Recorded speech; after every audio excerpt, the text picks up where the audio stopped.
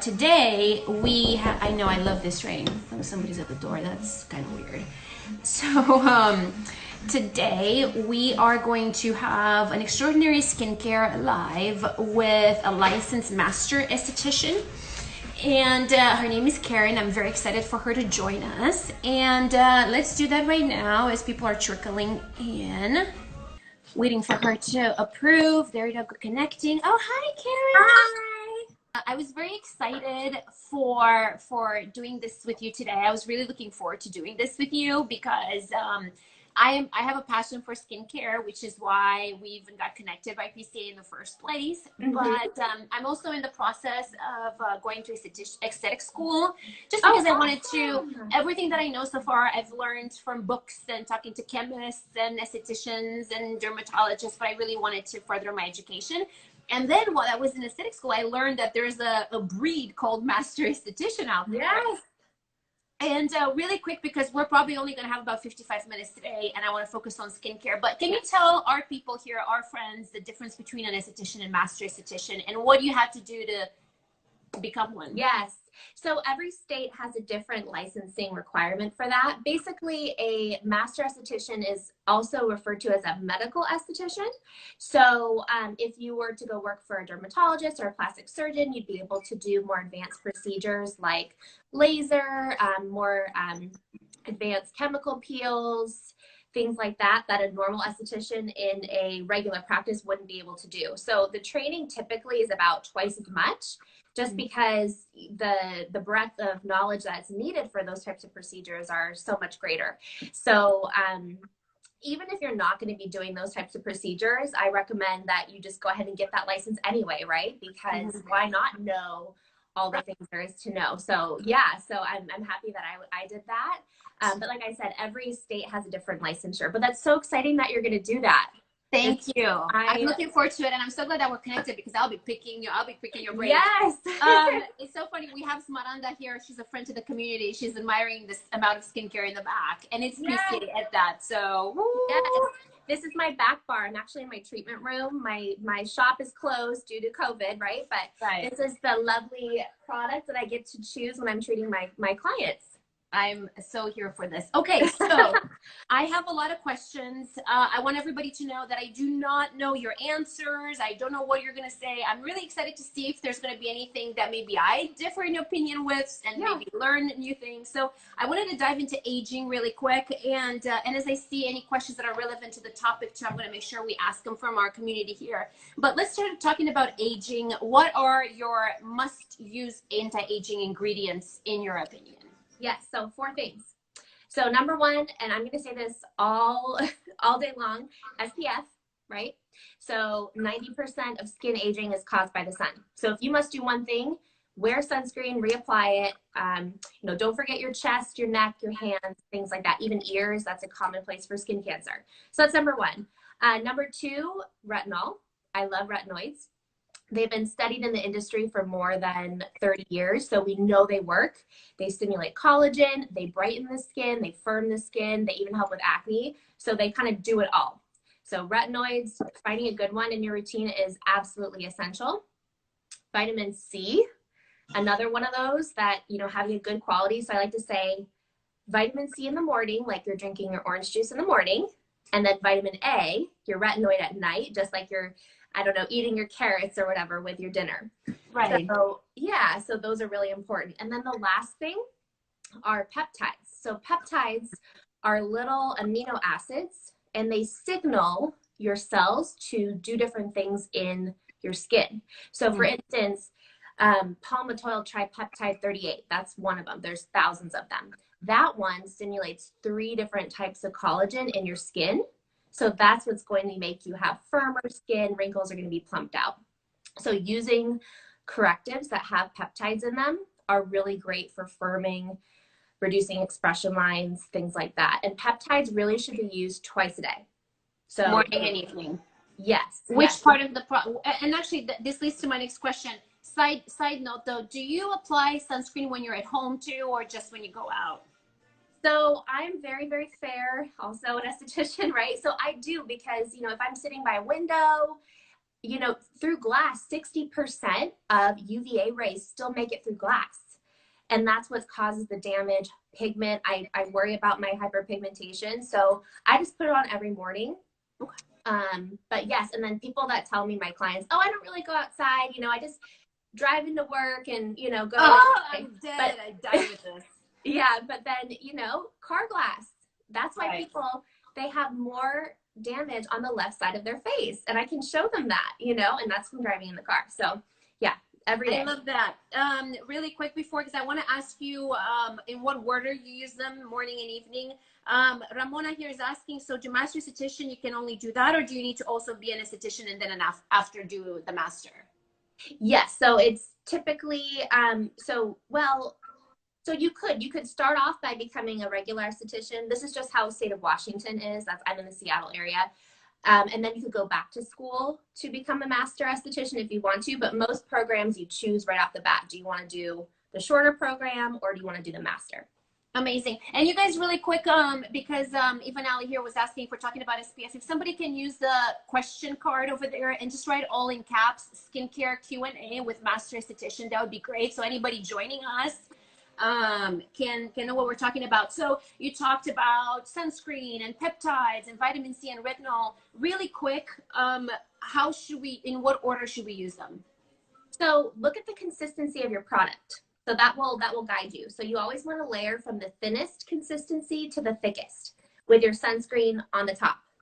So for me, that looks like my 𝑑𝐄𝐀𝐃 peptide serum first because it's runnier. And then I'll do my hyaluronic mixed with my vitamin C just because those are a little bit thicker. And then I'll layer moisturizer SPF over the top. So just look at your product. The thinnest goes on first. So your toner goes on first, for instance, and then the thickest, your moisturizer last. How do you recommend we use these products? Do we need to change them after a certain age, like after 30? Is there anything that we should, I don't know, spruce up with these or introduce something else? Yeah, you know, I guess like for me, right now I'll use like a sensitive retinol. I really like the sensitive retinol. But I'm just starting to notice, you know, I'm starting to see more expression lines. I'm starting to see some skin aging going on. So I'm going to move up, I think, to an intensive retinol. So just a little bit higher percent maybe. So the ingredients necessarily wouldn't change, but you might choose a more advanced formula or maybe a little bit more of that ingredient. What do you use right now, and what would you upgrade? What will you upgrade to? Yeah, so right now I'm using the sensitive retinol treatment for sensitive skin with From PCA. Yes. And so I'm thinking about boosting that up to the intensive age refining treatment just because it's a higher percent. What's the percent on that? So the sensitive, we don't disclose that. We're guessing it's a 0.1. It's a smaller amount. The intensive age is a 0.5%.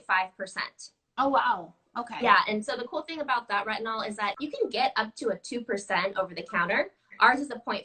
However, the delivery system that we use for it is called Omnizome. It makes it behave way stronger. You're going to get a lot deeper penetration. If we put any more retinol in that product, it would be way too strong. So I always say the same thing, right? It's not about the percentage because that could be really sensitizing to the skin. It's how it was stabilized, what else is it mixed with, and what's the method of delivery, and how well is it going to penetrate your skin? That's what matters most. Yes. You're going to be such a great esthetician. Oh, thank you. I can already tell. Thank you. I have the brightening. Well, almost. I'm squeezing the like the life. I'm gonna open it for the last year. I'm gonna open it in like split seconds. Okay. Can retinol be used during the day? No. So this is a great question. I'm so excited that your listener or your viewer is asked this question. So do not apply retinol during the day. It does not react well with the sun. So the actual chemical nature, if it's sitting on your skin, does not react with the sun. So use your retinol at night. However, it's actually really important. I saw, you know, a lot of people say in the summertime, I don't want to use my retinol because I'm out in the sun. That was going to be one of my next questions, actually. Yes. Yes. Okay. So let's talk about that. Yes. So, if you are bad in the sun, you don't wear sunscreen, you don't wear a hat, then don't do chemical peels, don't use retinol. But if you're serious about your skin and you are good in the sun, you take all those precautions, you can absolutely use retinol during the summer. In fact, if you're out in the sun, the sun depletes your natural vitamin A reserves that are found in your skin and are really, yeah, and it's really important actually to have those reserves to protect you with that antioxidant protection. So replenishing that vitamin A reserve with a topical retinol is actually really important. So I still use my retinol all year long. Jenny here says that someone told me that vitamin C in the morning can cause spots. Not that I know of. No, in fact, it's actually a photo protectant. So it will actually protect you and help to suppress pigment during the day. Jenny, whomever told you that lied to you, sis. Okay, so use retinol in the summer months, but make sure you take the precautionary methods. I literally I put my SPF 50 religiously. I reapply like a powder sunscreen throughout the day on top of makeup that already has sunscreen. I use a visor. I use driving gloves. I'm a little OCD. That warms my heart. I love hearing that. What are some anti-aging procedures, treatments that one could do in an office, and also, very importantly, some procedures and tools that one could use at home? Yeah, so chemical peels are one of my favorite things. A lot of people just associate chemical peels with straight exfoliation, which is obviously one of the reasons why we like to do chemical peels, right? It's going to exfoliate, remove that dead, dry skin. However, chemical peels I like to think of as like a workout for your skin.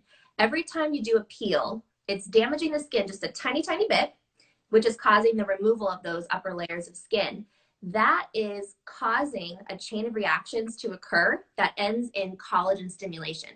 So I like to say, if you're at the gym, every time you lift a weight, you're systematically damaging and tearing your muscle tissue a little bit. In the day following that workout, it grows back stronger than it was before. That's what's happening in our skin when we're getting those in-office procedures like peels and microneedling. Okay, you're bringing up a good point. And I have a very strong opinion about this, so I'm really, really curious where you stand with this. At home, because we all agree that in office, microneedling has extraordinary benefits. Mm-hmm. What are your thoughts about at-home derma rolling? I'm not as crazy about it.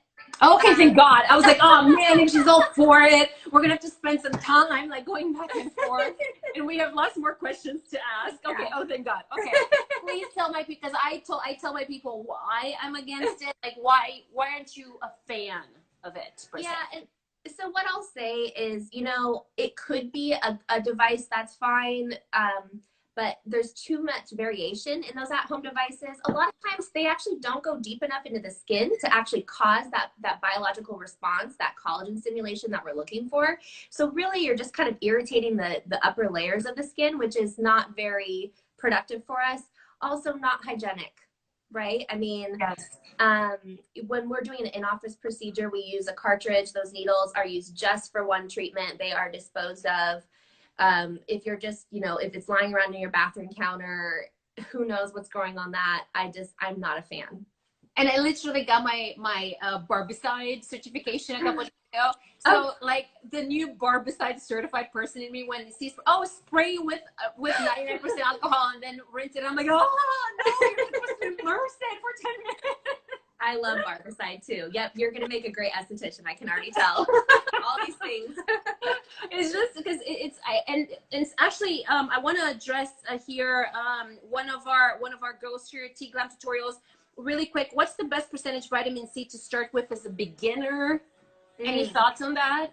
So it's not as, with vitamin C, it's not as important to kind of, you know, work your way up as it was with retinol. So vitamin C, you can just go ahead and jump on it. It's not going to cause exfoliation, irritation for most people. So really, to get the benefits that vitamin C claims, so if you want to have brighter skin, if you want to stimulate collagen, if you want an antioxidant that's protecting you during the day, you have to have at least a 15%, 20% is better.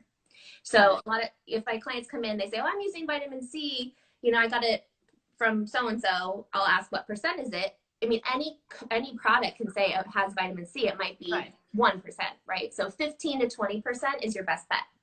And again, I think that even with vitamin C too, it's more about the stability of the vitamin C and you know how it can penetrate the skin and such, other than just the percentage. Exactly. Yeah. So there's different types of vitamin C. There's probably about 100 or more different topicals that differ chemically. The most powerful form is L-ascorbic acid. The problem, though, is that it tends to be unstable. Oh my God, I say this all the time. I love Yes. So you have to ask the question of the skincare company that you're purchasing your vitamin C from. What type is it? What's the delivery system? Delivery systems are going to ensure that it's going to penetrate to where it's going to be useful in the skin, and also that it's going to keep it fresh. If you have a water-based vitamin C, L-ascorbic acid, by the time you use it, you might have purchased a 15%. By the time you use it, it could be a 5%. It could be oxidized. So that's the reason why you have to ask those questions and really go for good quality professional skincare, because not all products are going to do that. Exactly.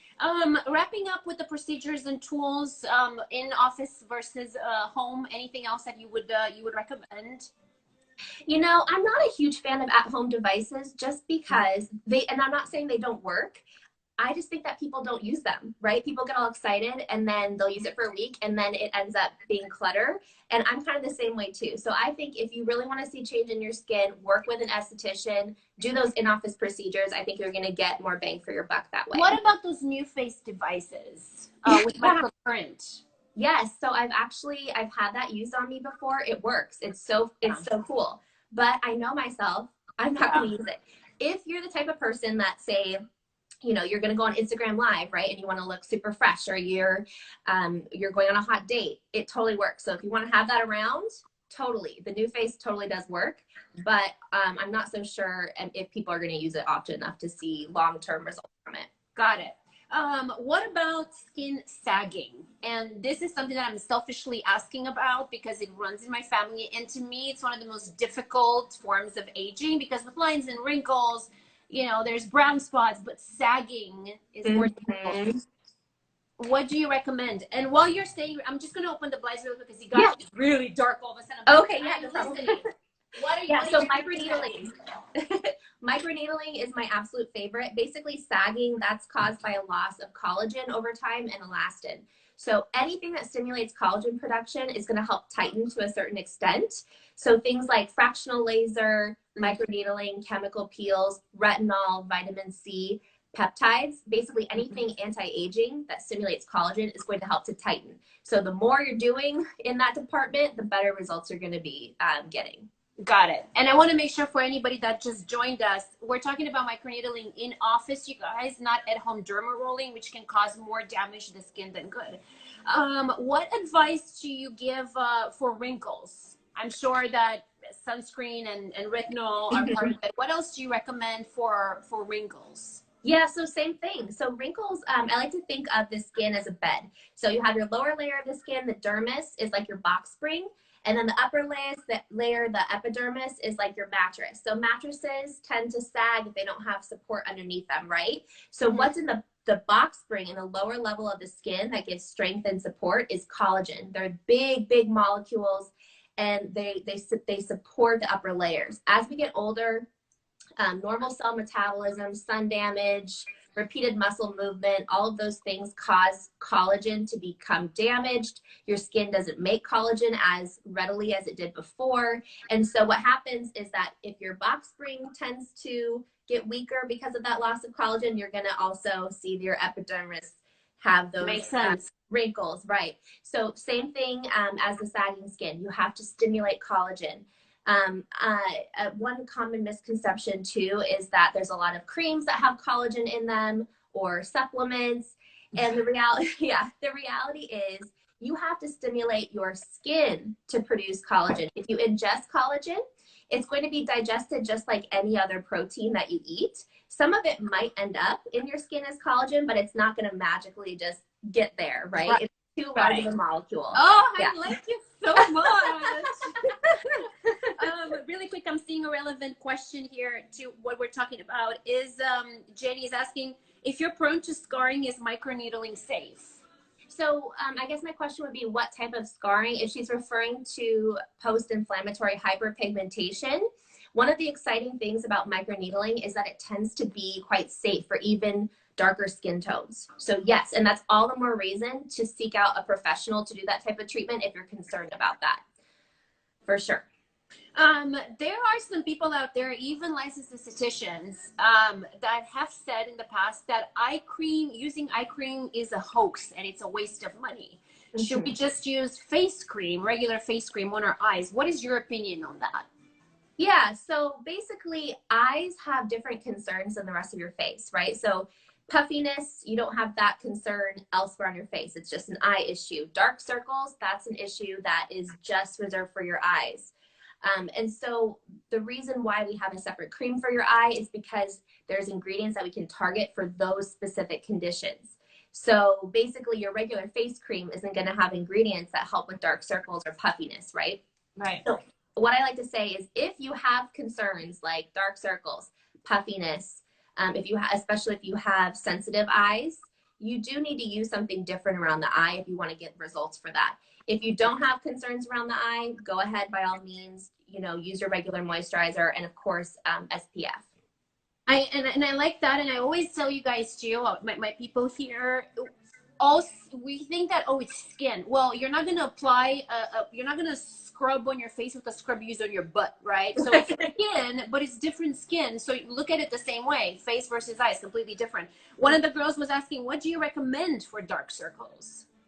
Yeah, so basically we want to thicken the skin. Basically, it's a hereditary condition and the skin is thin, so you see the tissue and the circulation, the blood underneath the skin. So the same thing, we're going to stimulate collagen production because that's going to thicken the skin and reduce the appearance of dark circles.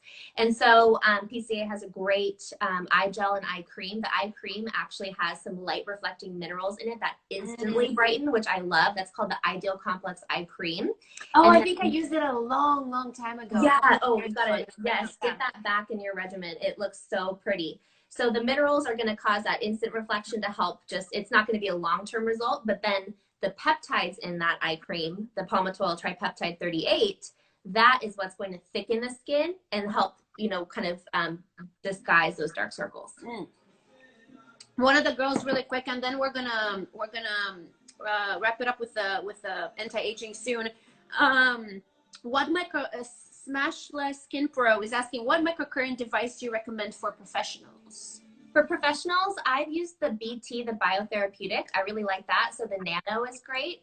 I think it's a good price, and you get pretty amazing results. I like to do half the face at once, and then you can see half the face has this kind of lift to it. So yeah, the biotherapeutic BT nano is what I use.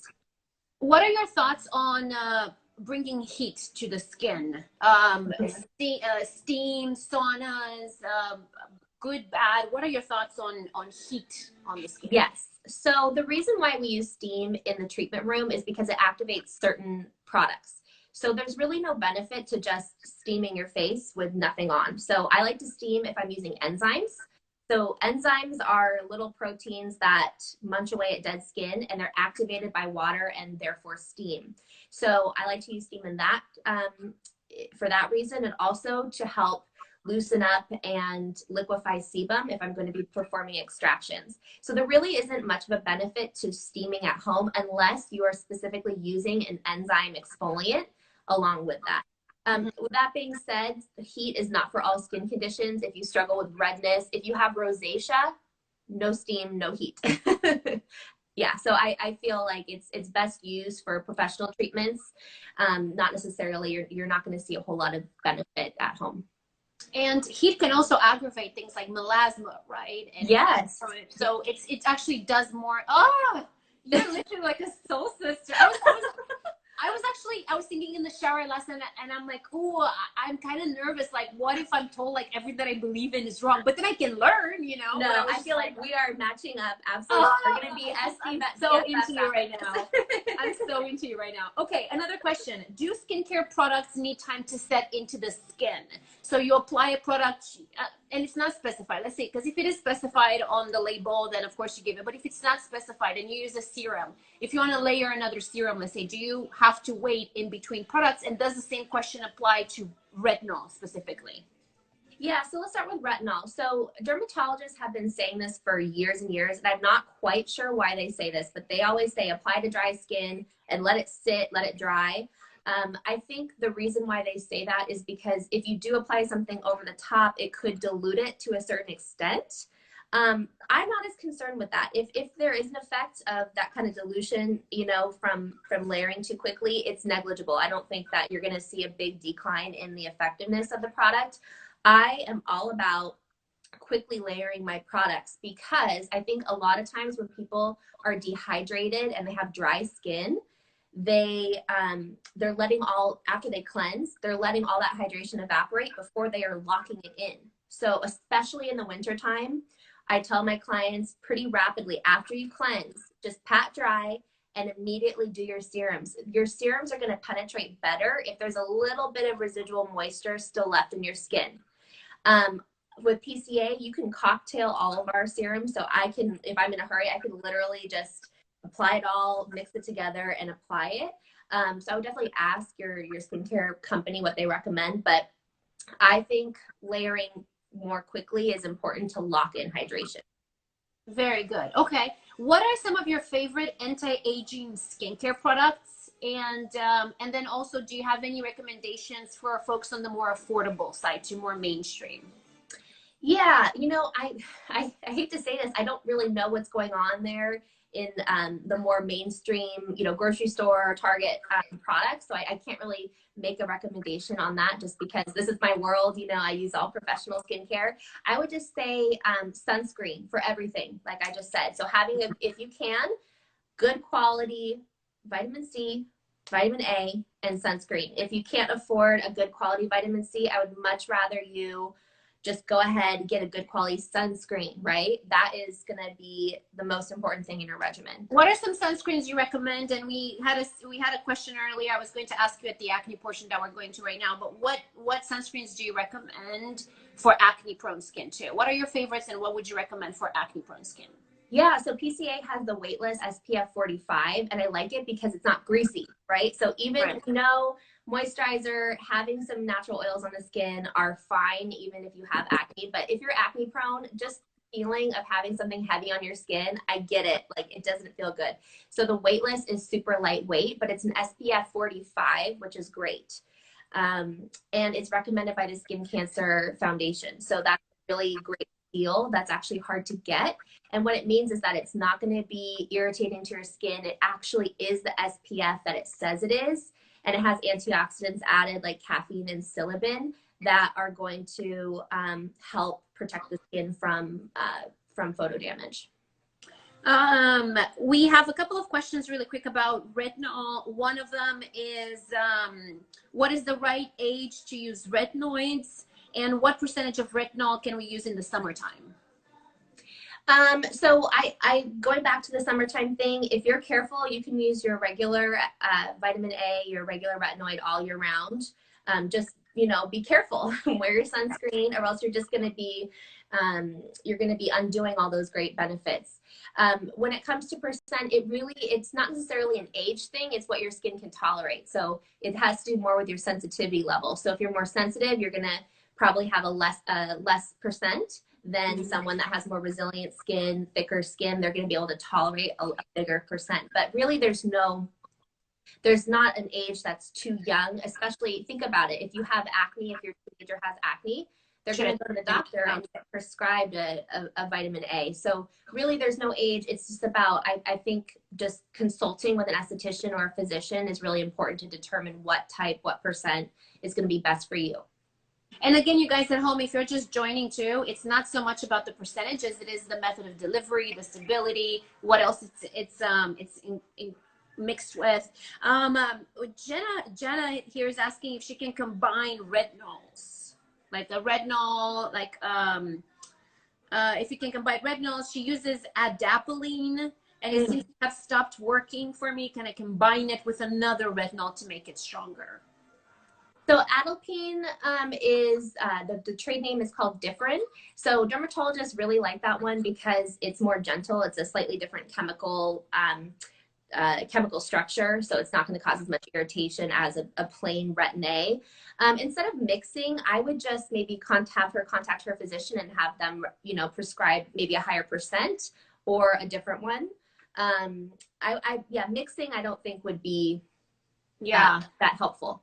Because who knows again what's in the formula too, you guys? Because it's not Right. just vitamin A, so there are other Right. things, and those ingredients could counteract the others. Bad Girl Janelle is asking, do women of color still need to wear sunscreen if they're wearing makeup? Oh, that's a good question. Yes, everyone needs sunscreen. It's going to cause aging, skin cancer in all skin tones. It is true that if you have darker skin, you have a little bit more natural protection from the sun, but not a whole lot. So don't let that, you know, lull you into thinking that you don't have to protect your skin. When my clients say, oh, you know, I have SPF in my makeup, I'll say that's awesome. It's extra credit, right? And it's great for reapplying throughout the day, but you need to start every day with a thick application of a good quality SPF for sure. Amen. Okay, moving on to acne. Woo, this is a big one. Yeah.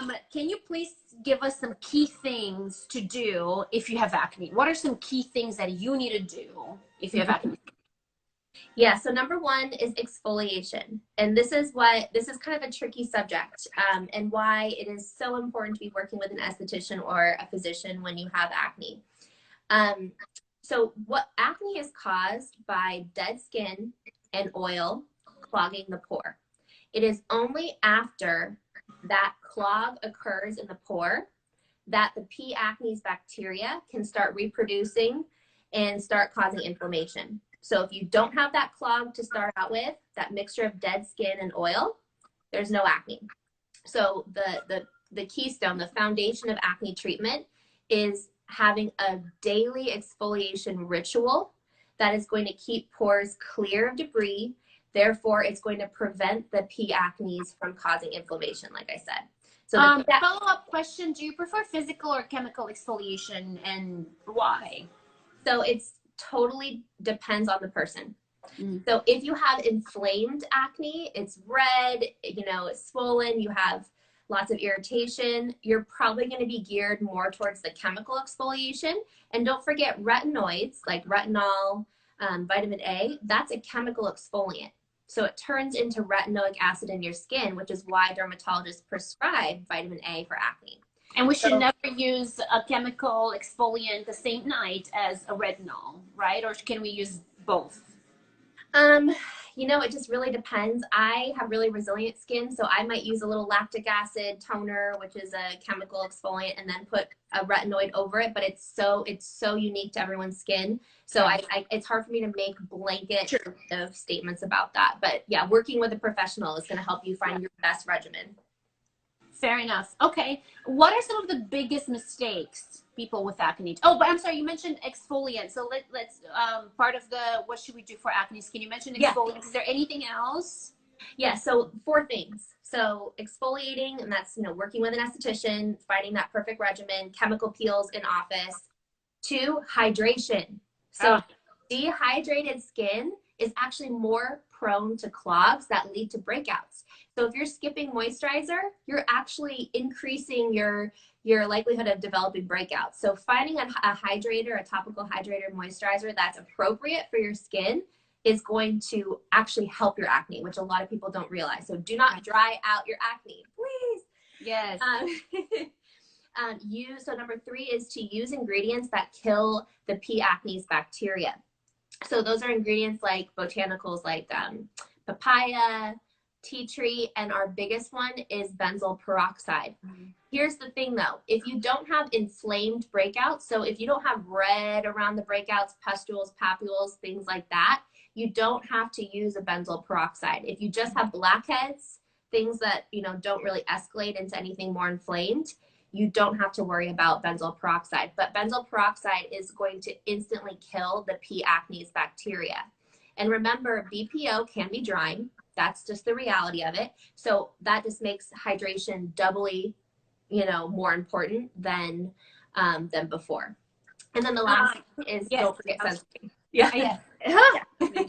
Lexi actually is on top of it. I was just about to ask you, what about comedones? What about blackheads? Blackheads, go see your esthetician for those. That, you know, I can get rid of most of the blackheads on my clients' faces with a good extraction session once a month.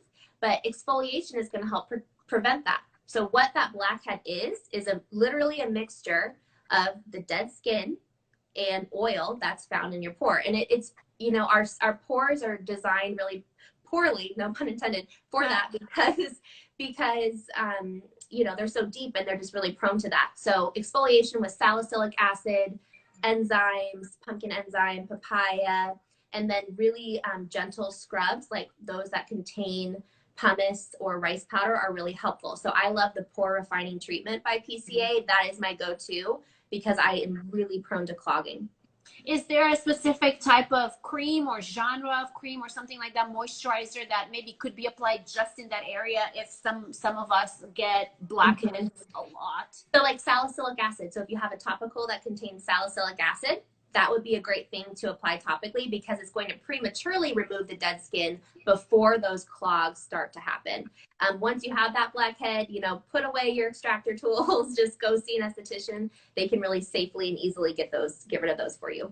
One of the girls is asking, what if we don't have access to proper estheticians? What can we do about the blackheads at home?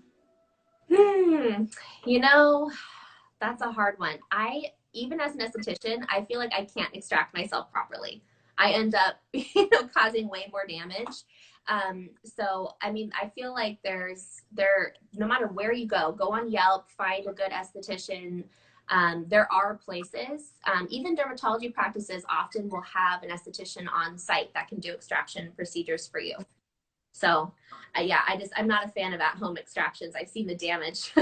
Yeah, no, for sure. And I know there are going to be some girls here from abroad too that are, so I think that's why they're asking. But honestly, with just what you were mentioning earlier, with proper exfoliation using like a salicylic acid, which is a beta-hydroxy acid, right? Using that, and even Dr. Gross, PCA, I mean, there's tons of options out there.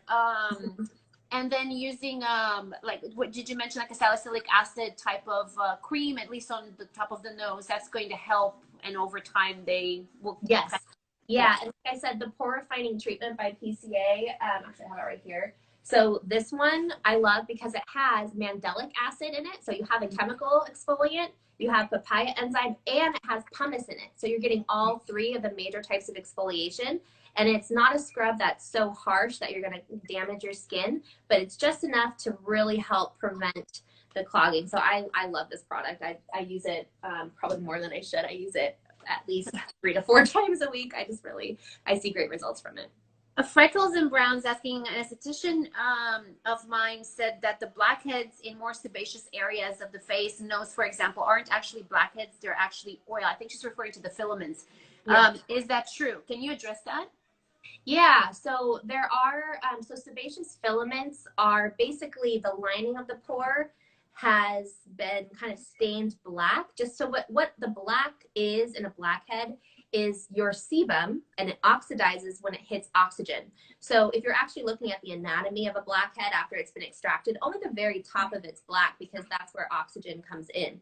So a sebaceous filament, basically the entire lining of the pore has that kind of black look to it. And there may not be, you might not get a full extraction out of that pore. So I have that actually. Another thing is that sometimes, you know, people have just darker hairs on their nose. So every pore on our face, believe it or not, has a little hair in it. You may not see it, but it's there. So a lot of times people think they have blackheads, but they're just teeny tiny hairs that are there. So there are a lot of blackhead imposters. But just so you know, even if you do have sebaceous filaments, right, just that kind of staining of the pore, extractions are still great because you're still going to get oil, dead skin, and debris out of those pores, even if it doesn't all just resolve and come out. Amazing. What are some of the biggest mistakes people with acne skin do? Or are told to do? Yeah, so skipping moisturizer, that's a huge one. So make sure you're wearing moisturizer, and then over treating. So, you know, I did mention that exfoliation is kind of the keystone, the most important part of preventing acne breakouts, but that can be taken too far. So if you're overly exfoliating your skin, it's going to get more irritated, and dehydrated skin is actually more prone to clogging, right? So you can see this kind of cycle that happens. So I'm going to say it again, you know, working with an esthetician, when my clients come in every month, I'm able to adjust their home care and say, you know what, we're going to have you use your retinol twice a week instead of 3, or, you know, maybe the other way. So it's kind of this fine tuning that happens when you're working with a professional. That's really important. So don't overtreat. Seek help from someone who knows what they're doing with that. Yeah. So definitely don't over exfoliate. Don't overly dry out your skin, and always don't protect it. Don't extract. So if you have a closed comedone, if you have a papule or pustule, if you're squeezing it, some of that pressure is going to go down into your skin, and that's what's actually causing the 𝘂𝑗 acne scarring. Mm-hmm. So there are 2 different types of acne scarring. You have the hyperpigmentation, that discoloration that can happen, but you also have that textural change, that actual divot or, you know, 𝘂𝑗 lesion in the skin, and that can be caused by squeezing. So absolutely, if you just keep your hands off, because you can actually cause irreversible scarring by doing that. What are your thoughts? And by the way, a lot of questions are coming in, you guys, but they have already been addressed. So if you guys wanna help each other out too and share what we talked about, what are your thoughts on nose strips? One of the questions here. Yeah. I used to love those as a teenager. They're so fun, right? The problem though, I think, is that it only takes the top part of that blackhead off. So you see all the stuff, right, that comes out, and it's super fun and exciting, but there's still stuff left in the pore. So I don't think it's something that's going to be a game changer for you. It's something kind of fun, you know, that you can do every once in a while. Here's another thing too. People with darker skin, I've actually seen that cause hyperpigmentation across their nose because of that. Wow. Yeah. So be careful. It's definitely not the answer to your blackhead problem. Is there a way to stop our pores from getting filled with dirt, bacteria, things of that nature? Yeah, so kind of going back to what I was saying about exfoliation. So using salicylic acid, using a scrub, those are, you know, monthly chemical peels. That's going to help. Another thing is a really good quality primer. That's something that people don't think about. So using a good primer is going to kind of bridge over your pores and protect it from makeup and all of those sunscreen applications that we're so dutifully putting on. So are there any that you recommend? Yeah, so actually PCA has a new product called the Pore Minimizer. So it's a mattifying gel. And so it has brighteners in it that help with discoloration, but it's a great primer. So if you put that on underneath your makeup, it makes a great base for your makeup. It mattifies shine, but it's also, like I said, it's bridging over pores and protecting from all that stuff seeping in and causing clogs. So anytime I wear makeup, I use a good quality primer like that to really help protect my pores. Freckles and Brows is asking, should a drier skin not use retinols daily? So here's the thing. So retinols sometimes people say, oh, retinol is drying me out, but really what you're seeing is exfoliation. So if you wake up and you feel flaky, that doesn't necessarily mean it's drying you. It's causing the dead skin to mobilize and start to slough off. So that's not necessarily a bad thing. So yes, absolutely. Every skin type can benefit from a retinol. What you might have to do is, number one, you might have to gently buff away or scrub away that flakiness you're seeing.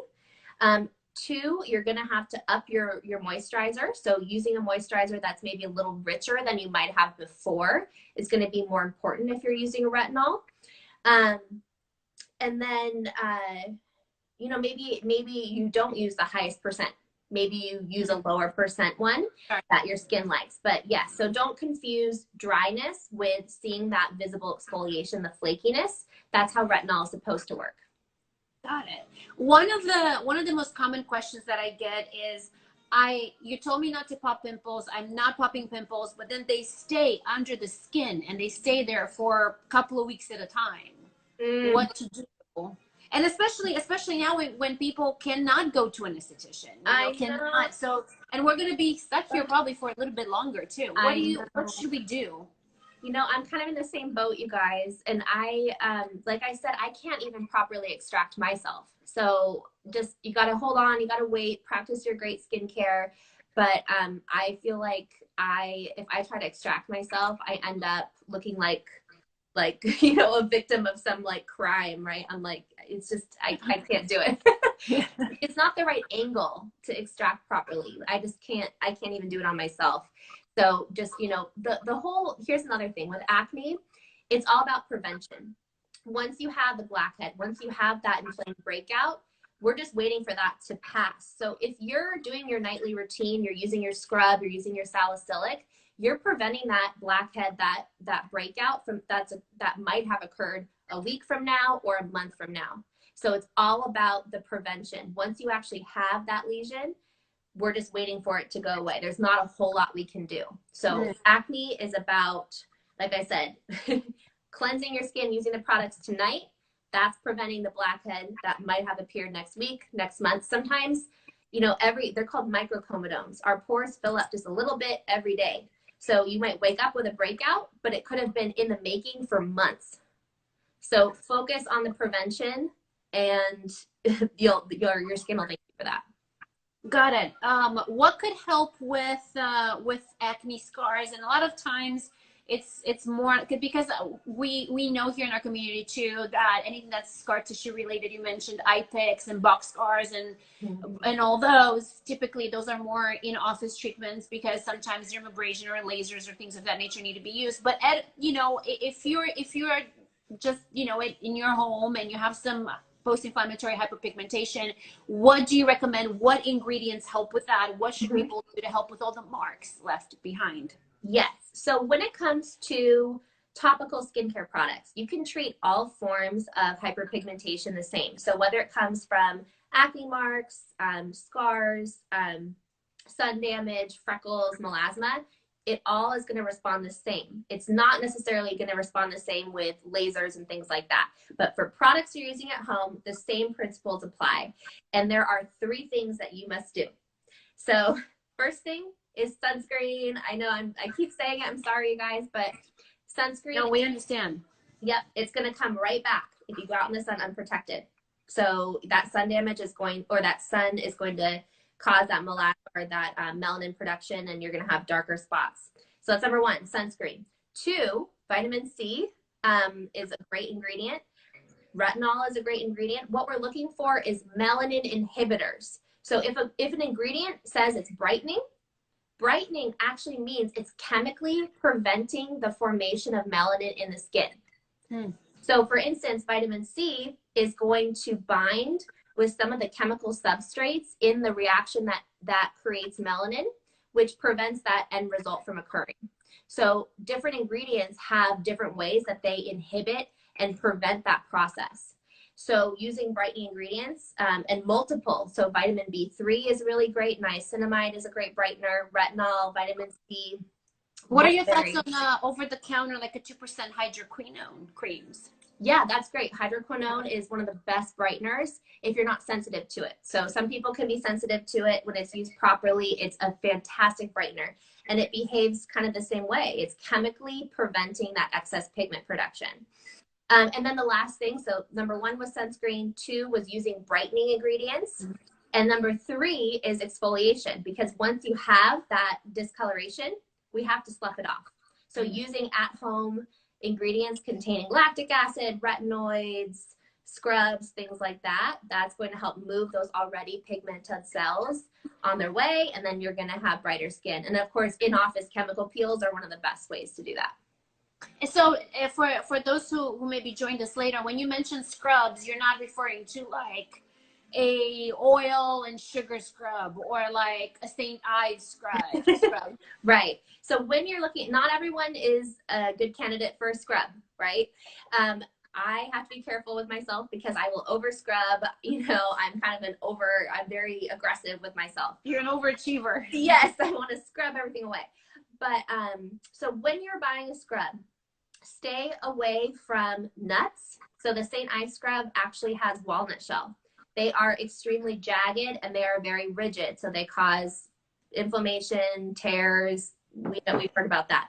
So that's the same thing with coffee scrubs, anything that's a nut, stay away from. So what you're looking for is something that has a very fine grain. So the smaller, the better. So, you know, a small crystalline structure like pumice is fine. If you are going to do a salt or a sugar, has to be fine. So if it's a body scrub, those crystals are huge. That's going to cause issues. Right. So yeah, so you want the outside of that scrub granule to be as uniform as possible. Round is best. Another really great one is cellulose acetate. It's actually like wood pulp. It's the stuff in plants that give the cell walls their structure. So PCA has the daily exfoliant that has the cellulose acetate in it. And that one is super gentle because it has give to it. So look for that ingredient too. Thank you. Mariah is asking, and we only have a few minutes left, but Mariah is asking how to help pregnant women with hyperpigmentation. Yeah, so with pregnancy, the first thing to do is talk to your doctor, right? So we used to talk about things, ingredients not safe for pregnancy, safe for pregnancy. The reality is that we really don't know because no one's going to do a study and say, okay, you 6 pregnant ladies, you use this ingredient and then you don't, right? So the best thing to do is, print out the ingredients of a vitamin C product. Wearing a sunscreen is really important, and bring it to your doctor and say, do you think this is a good idea for me? And then you guys work that out. So I don't want to say, use your vitamin C blanket statement. It's your decision. But again, going back to sunscreen, if you're dealing with melasma, so melasma is also called the pregnancy mask. So sunscreen is the best thing you can do. And then always ask your doctor. We have a couple of girls asking either a tea scrub or a charcoal scrub. Thoughts on that? A tea scrub or a charcoal scrub? Tea? I wonder if she's talking about, like, I've never heard of a tea scrub before. I wonder if she's talking about maybe removing, like, just opening it out, maybe.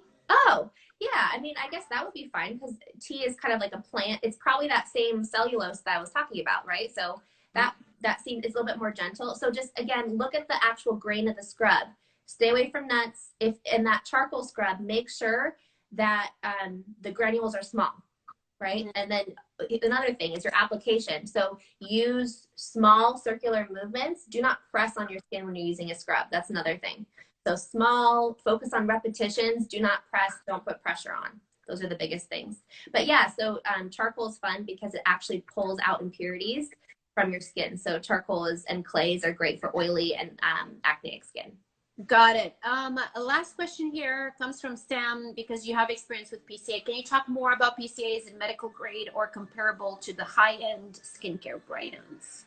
Yeah, so PCA has been around for 30 years now, which is amazing. And one of the things I love about it is that we do the research. We don't just come out with a product just because it's trendy or because, people are asking for it. We want to make sure that every product that comes out has been tested. We use ingredients that work, so we really stand behind also our delivery system. So we have the best in class delivery systems, whether it is our retinols, which have the Omnizone delivery system, the vitamin C, which we have vitamin C products that have no water in them because water speeds up the oxidation process. So basically, the thing I love about vitamin C is that you don't have to ask those questions. You don't have to say, does vitamin C have a shelf-stable vitamin C? We only give out that vitamin C, right? And we've been, what we stand for actually is the Physicians Care Alliance. So we've been trusted by dermatologists, plastic surgeons for 30 years. People that know skin love PCA, and that's what I love about it too. I can tell you're gonna love it. You already love PCA, but yeah. Yes, I do. I don't have many of their products anymore. Mariah was saying, no, she was talking about �Ｓt. Ives has a green tea scrub. I don't know. You lost me at St. Ives for some reason. Honestly, any company that does a walnut scrub, I'm like, I cannot take any of your stuff seriously anymore. Dead to me. Dead to me. Karen, thank you so much for this. Hour went by so fast. It did, didn't it? Is there anything else that you want to leave us with, and also where can people find you? Please definitely pimp yourself out. But is there any skincare final message that you want to leave us with? Yeah, I would just say, everybody go use your sunscreen. Everyone get outside. I know it's hard these days. We're gonna get through this. Yeah, once this time of our lives passes, find a good esthetician. invest in your skincare, invest in yourself, and most of all, use sunscreen. And then you can find me at Karen and Grove on Instagram, KarenAndGrove. And of course, follow PCA Skin too. We have some really exciting launches coming up this year. Yeah, we're not letting this coronavirus, you know, tamper our fun new launches and really great new products. So stay tuned for that. That's so exciting. Thank you so much for this. I really appreciate it. Thank you to everybody who joined us. And oh, and can you please, we had several requests throughout to list all the products that you've mentioned. So can you email me a list with everything? Please include that primer too that you mentioned. Yes. And everything that you mentioned. And you guys, what I'll do is that I'll take this video, like with all the other ones, I'll put them up on my website, and then I'll be able to link to everything to them. Awesome. Thank you so much for having me. I'm so excited to meet you. Like I said, we're going to be esthetician BFFs after this. I'm really excited. Thank you so much. It means a lot. You guys say bye to Karen. Thank you so much for being with us. Have a great weekend and stay safe and healthy. You too. Bye. Bye. Alrighty, my friends. What did we think? I hope that you guys learned a lot of good things. I definitely got inspired, and it made me realize that I really do need to add more peptides into my routine.